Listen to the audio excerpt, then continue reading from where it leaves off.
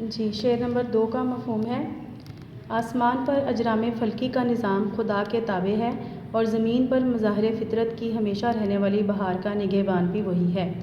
تشریح: حفیظ جلندری اردو کے بلند پایہ نظم گو شاعر تھے۔ زبان کی سادگی، سوز و گداز اور موسیقیت ان کے کلام کی نمایاں خوبیاں ہیں۔ ان کا حمدیہ کلام عشق حقیقی سے لبریز ہے۔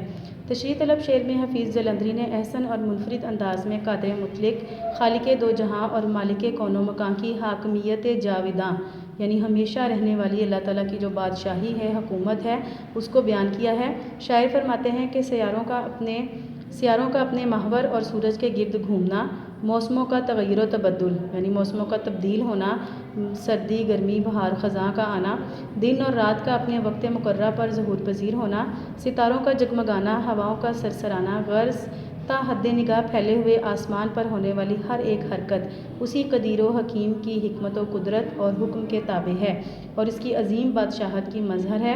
ارشاد باری تعالیٰ ہے: نہ سورج کی یہ مجال ہے کہ وہ چاند کو جا پکڑے اور نہ رات ہی دن سے پہلے نمودار ہو سکتی ہے، اور سب اپنے اپنے مدار میں حرکت پذیر ہیں۔ سورہ یاسین کی یہ بھی آیت ہے۔ گویا کہ نظام آسمانی کی حکمرانی ہو یا بہار جاودانی کی باغبانی، سب اسی رب دو جہاں کے قبضہ قدرت میں ہے۔ بقول شاعر: ہے ساری حمد تیرے لیے رب دو جہاں، ہے منتظر اشارے کا تیرے یہ آسمان۔ شاعر نے دوسرے مصرعے میں دنیا کو باغ سے تشبیہ دی ہے اور اللہ کو اس باغ کی حفاظت کرنے والا باغبان کہا ہے۔ چونکہ دنیا کا یہ باغ اللہ نے خود لگایا ہے، وہی اس کا مالک و مختار ہے۔ یہ بلند و بالا پہاڑ، سرسبز و شاداب میدان، بدلتی رتیں، کھلتے پھول، اٹھتے سحاب، سحاب بادل ہوتے ہیں اور رتیں جو ہیں یہ موسم کو کہتے ہیں، موسموں کو۔ رتیں، بدلتی رتیں یعنی بدلتے ہوئے موسم۔ کھلتے پھول، اٹھتے سحاب، سحاب بادل، بہتے دریا، چلتی ندیاں اور گرتے جھرنے، سبھی کچھ خدا کے تخلیق کردہ حسین و جمیل مظاہر ہیں، جنہیں خدا نے نہ صرف ایک ماہر مالی کی طرح سینچا اور آراستہ کیا ہے، بلکہ اپنی قدرت کاملہ سے ان کو بہار جاودانی یعنی ہمیشہ رہنے والی بہار بھی بخشی ہے۔ بقول شاعر: رنگ تیرا چمن میں بو تیری، خوب دیکھا تو باغبان تو ہے۔ شعر نمبر 3: زمین پر جلوہ آرا ہیں مظاہر اسی کی قدرت کے، بچھائے ہیں اسی داتا نے دسترخوان نعمت کے۔ نظم کا عنوان حمد، شاعر کا نام حفیظ جلندری۔ مفہوم: زمین پر ہر طرف اللہ کا جلوہ نظر آتا ہے اور وہی تمام مخلوقات کا رازق ہے۔ تشریح: حفیظ جلندری اردو کے بلند پایہ نظم گو شاعر تھے۔ زبان کی سادگی، سوز و گداز اور موسیقیت ان کے کلام کی نمایاں خوبیاں ہیں۔ ان کا حمدیہ کلام عشق حقیقی سے لبریز ہے۔ تشریح طلب شعر میں حفیظ جلندری نے نہایت منفرد اور احسن انداز سے اللہ کی قدرت تخلیقیت اور صفت رزاقی کو بیان کیا ہے۔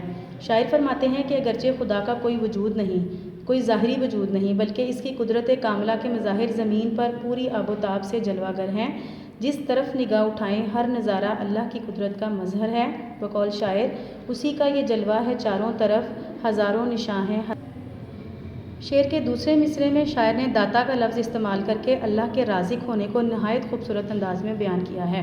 اللہ تعالیٰ نے زمین پر تمام مخلوقات کے لیے طرح طرح کی نعمتیں اتاری ہیں، لہٰذا وہی تمام انسانوں اور مخلوقات کو رزق فراہم کرنے والا ہے۔ زمین کی گہرائی، پہاڑوں کی بلندی، میدانوں کی ہریالی، وادیوں کی خوشحالی، کھلتے پھول اور اجناس، اگلتے کھیت کھلیان، سبھی اس کی قدرت بے مثال کے نادر نمونے ہیں۔ بقول شاعر: لاکھ پردوں میں بے پردہ تو ہے، سو نشانوں میں بے نشاں تو ہے۔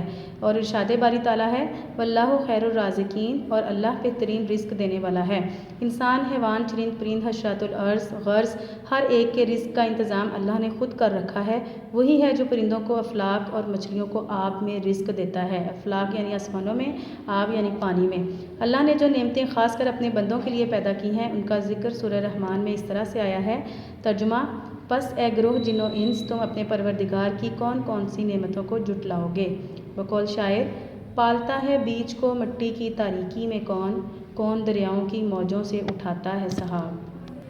تینوں تشریحات کو آپ نے یاد کرنا ہے۔ یہ آپ کی لیکچر 6 کی جو ہے یہ آپ کی ڈائری ہے۔